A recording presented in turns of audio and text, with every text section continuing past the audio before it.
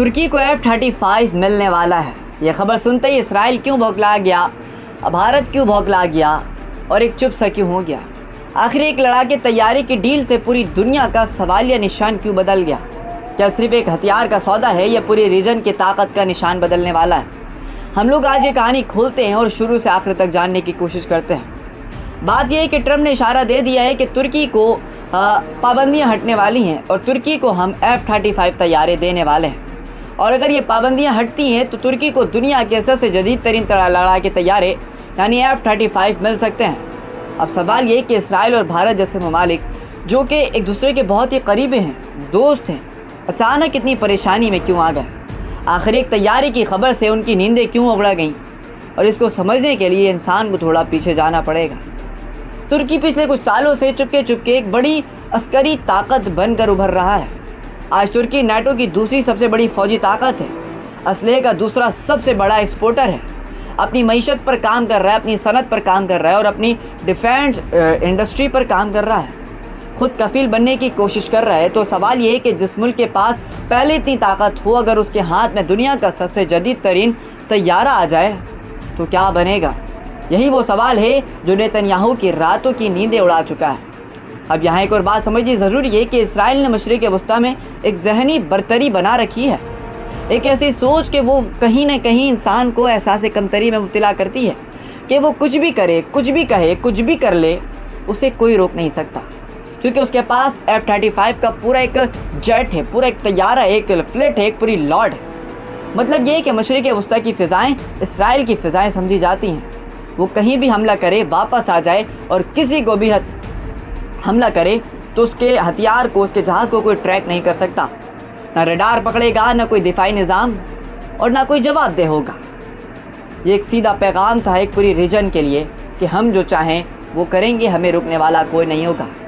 अब अगर यही टेक्नोलॉजी तुर्की के पास आ जाए तो ये बरतरी पाश हो जाएगी। सोचिए, वो मुल्क जो पहले इसराइल का खुला नाक़िद है, जो गज़ा के मामले पर बार बार इसराइल को ललकारता है, अगर उसके हाथ में वही ताकत आ जाए तो इसराइल के पास कुछ नहीं बचेगा। जब वाकई इसराइल की फ़िज़ाएँ बालादस्ती अब ख़तरे में है। यहाँ एक और दिलचस्प बात में आती है, अमेरिका ने पहले तुर्की को F-35 नहीं दिया था क्योंकि तुर्की ने रूस से S-400 ख़रीदा था। ये दिफाई निज़ाम है जो तुर्की ने ख़रीदा था। अमेरिका को खदशा था कि अगर तुर्की के पास दोनों चीज़ें हों, S-400 और F-35, तो रूस अपनी टेक्नोलॉजी पर रिसर्च कर सकता है, उसे रिसाइकलिंग कर सकता है, उसके सिग्नेचर्स को कॉपी कर सकता है और फिर S-400 कहीं ना कहीं F-35 तैयारे को पकड़ सकता है। मतलब ये कि F-35 की वो खासियत जो उसे पकड़ना ना जाने देती थी, उसकी खासियत थी। जहाज़ तो बहुत सारे हैं, तैयारे तो बहुत सारे हैं, पायलट तो बहुत सारे हैं, लेकिन F-35 की खासियत ये थी कि उसे कोई पकड़ नहीं सकता था, उसे कोई रडार ट्रैक नहीं कर सकता था। इस खदशे की वजह से सालों तक तुर्की के पास ये तैयारे मौजूद नहीं थे। लेकिन अब हालात बदल रहे हैं, ट्रम्प की तरफ से नरमी के इशारे मिल रहे हैं और यही चीज़ इसराइल और भारत के लिए नाक में दम कर रही है और उन्हें परेशान कर रही है। हम ये एक सवाल उठाते हैं कि अगर अमेरिका अपनी पॉलिसी बदल रहा है तो उसके पीछे असल मकसद क्या है? क्या ये सिर्फ एक तिजारती सौदा है या कोई बड़ी हिकमत अमली है?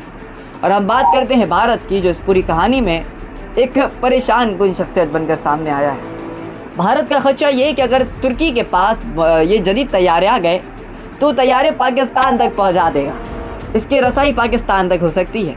क्यों?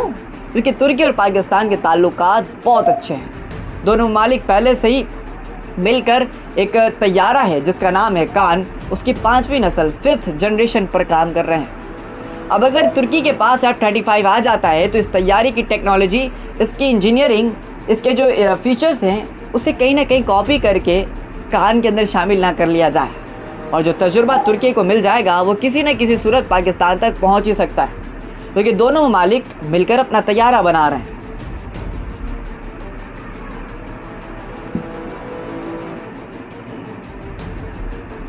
यहाँ पर एक बात दिलचस्प है जो समझनी ज़रूरी है। पाकिस्तान पहले से तकरीबन कई सालों से कान जो एक जनरेशन तैयारा है, न्यू तैयारा पाकिस्तान और तुर्की के दरमियान, उस पर काम कर रहा है।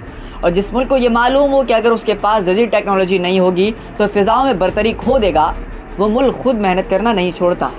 अब अगर पाकिस्तान को किसी भी ज़रिए से F-35 से मुताल्लिक थोड़ी सी भी मालूमात मिल जाए तो अपनी मौजूदा सलाहियत को बढ़ाकर कहीं ना कहीं इन दुश्मनों के लिए ख़तरा साबित हो सकता है। और ये खौफ भारत को भी है और ये खौफ एक मखसूस तबके को भी है। भारत का असल मसला क्या है, हम आपको सीधी ज़ुबान में समझाते हैं। भारत के पास पैसा है, वो टेक्नोलॉजी ख़रीद सकता है, लेकिन पैसे से टेक्नोलॉजी ख़रीदना, उस टेक्नोलॉजी को समझना, इन दोनों में बहुत फ़र्क होता है। राफेल ख़रीद लिया, फिर उसकी फ़ोटो खींचकर जश्न मना लिया। S-400 ख़रीद लिया और उसकी फ़ोटो को खींचकर जश्न मना लिया। और जब असल मैदान में पाकिस्तान के फ़ौजों ने, पाकिस्तान एयरफोर्स ने, पाकिस्तान के जाबाज़ों ने, पाकिस्तान के शाहीन ने उनका जब मुकाबला किया तो नतीजा आपके सामने था 6-0। हमें बताने की ज़रूरत नहीं है। पाकिस्तान ने वही पुरानी टेक्नोलॉजी के साथ जदीद हिकमत अमली इस्तेमाल की और दुनिया को हैरान कर दिया। तो सोचिए, अगर पैसे से ख़रीदी के टेक्नोलॉजी का ये हाल था, तो अगर पाकिस्तान के पास वाकई जदीद टेक्नोलॉजी आ गई तो क्या होगा? क्या भारत का खौफ बेबुनियाद है? उसके पीछे कोई हकीकत नहीं छुपी हुई? तो हम वो भी आपको बताते हैं। अब वापस आते हैं हम इसराइल की तरफ। इसराइल के लिए सिर्फ एक तैयारे का मामला नहीं, बल्कि पूरे मामले के खित्ते की बरतरी का मामला है। तुर्की के पास पहले से जदीद फ़ौज है, जदीद तारीख़ है, जदीद एक मजबूत टेक्नोलॉजी है, और इसराइल के मुकाबले में तुर्की की जोफ्राई अपोजिशन बहुत स्ट्रॉन्ग है। कभी भी हालत कुशीदा हो तो तुर्की का असर पूरे खित्ते में पड़ सकता है। अब अगर इस फ़ौज का F-35 जैसा हथियार मिल जाए तो इसराइल की वो सोच कहीं ना कहीं चैलेंजिंग हो सकती है, जो उसे फ़िरौन बनाती है। इसलिए इसराइल ने अपनी सिफारती मशीन को हरकत में लाया। वाशिंगटन के अंदर लॉबिंग को अपने तैयार किया। हर वज़ीर को हिदायत दी गई कि अपने हर बयान में तुर्की का जिक्र ज़रूर करें।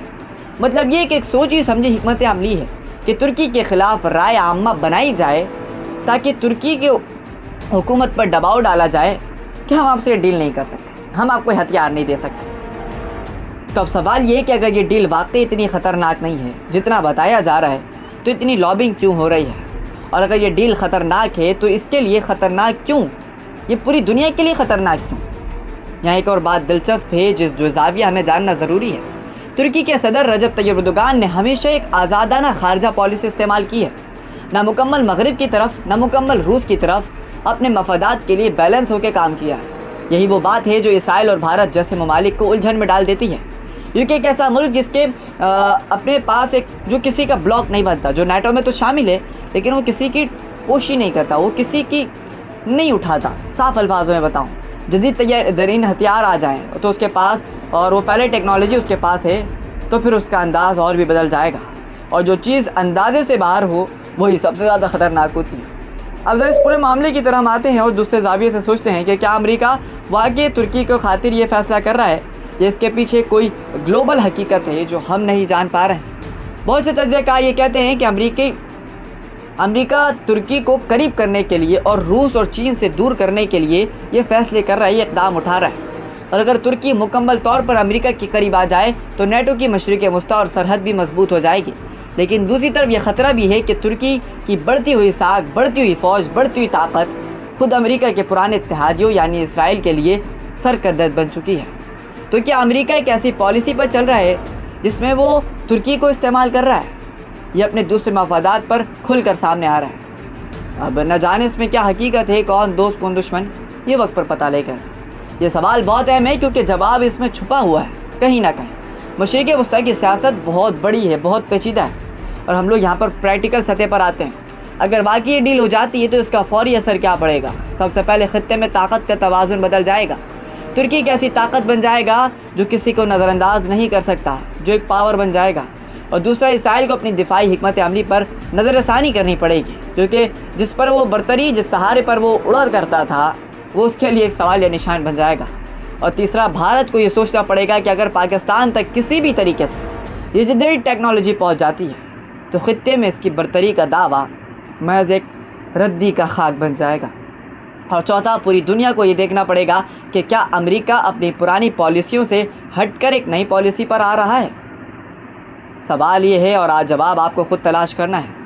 और अगर ये लड़ाका तैयार है कि ख़बर इतनी बड़ी ताकतें इतनी बड़ी लॉबी को दे रही हैं, तो एक हथियार का सौदा इतने बड़े मामले को आखिर कैसे जन्म दे सकता है?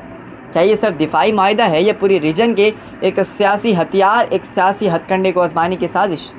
कि इसराइल का खौफ इसकी अपनी कमज़ोरी का एतराफ़ है, क्या भारत की खामोशी इसकी बेबसी का सबूत है?